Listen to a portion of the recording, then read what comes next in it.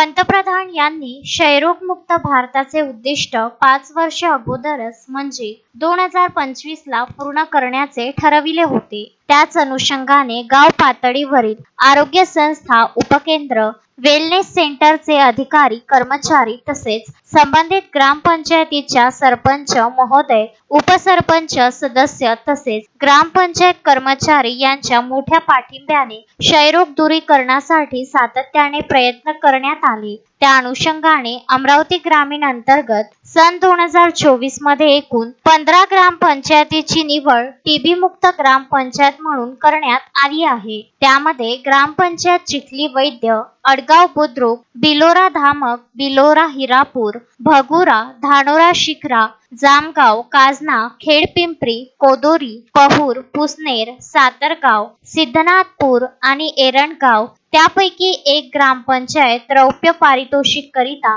तर 14 ग्रामपंचायत यांना राष्ट्रपिता महात्मा गांधी यांचा पुतळा व प्रशस्ती पत्र देऊन आमदार प्रताप अडसड यांच्या हस्ते 15 मे रोजी पंचायत समिती सभागृह नांदगाव खंडेश्वर येथे गौरव करण्यात आला। त्यावेळी प्रामुख्याने गटविकास अधिकारी शेलार, तालुका आरोग्य अधिकारी मालखेडे, विस्तार अधिकारी जाधव, झंझाड, अंभोरे, तालुका अध्यक्ष निकेत ठाकरे, शहर प्रमुख रणजित पाटील, माजी नगराध्यक्ष संजय पोबळे, घनश्याम सरडा तसेच सर्व ग्रामपंचायतचे सचिव, सरपंच, आरोग्य विभागाचे अधिकारी व कर्मचारी, पंचायत समिती सर्व अधिकारी कर्मचारी, महिला बचत गटाच्या पदाधिकारी भगिनी, मान्यवर मोठ्या संख्येने उपस्थित होते।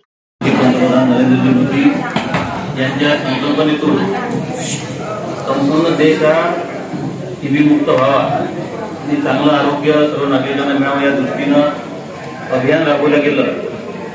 आणि सांगताना मला अत्यंत आनंद होतो की नांदगाव खंडेश्वर तालुक्यामध्ये मोठ्या प्रमाणात जवळपास यावेळी 15 ग्रामपंचायती या टीबी मुक्त झाल्या। त्याकरता त्यांना शासनाकडून अवॉर्ड सुद्धा मिळालेला आहे आणि एक ग्रामपंचायती सातत्यानं दुसऱ्या वर्षी पुन्हा टीबी मुक्त एकही पेशंट त्या पुन्हा सातत्यानं आढळला नाही आणि त्यामुळे त्यांना रौप्य पदक सुद्धा शासनाच्या वतीने जिल्हा माननीय पालकमंत्री मोदींच्या हस्ते देण्यात आला। माझी आपल्या मीडियाच्या माध्यमातून सर्व नागरिकांना, सर्व ग्रामपंचायतांना विनंती आहे की लोकसहभागातून, नागरिकांच्या सहभागातून आणि सर्व कर्मचाऱ्यांच्या माध्यमातून आपल्या मतदारसंघातील सर्व गावं ही 100% टीबी मुक्त व्हावी याकरता आपण सगळ्यांनी प्रयत्न करावे।